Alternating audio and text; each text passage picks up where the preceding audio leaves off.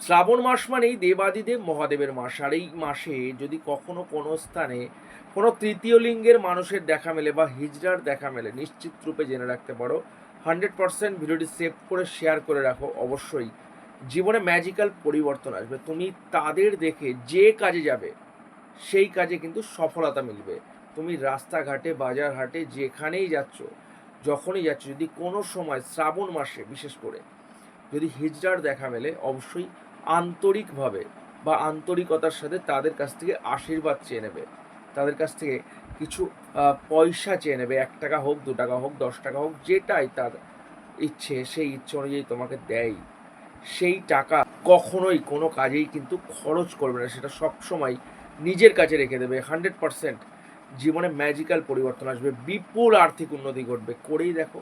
ভিডিওটাকে অবশ্যই শেয়ার করবে এবং কমেন্ট সেকশানে হর হর মহাদেব লিখবে।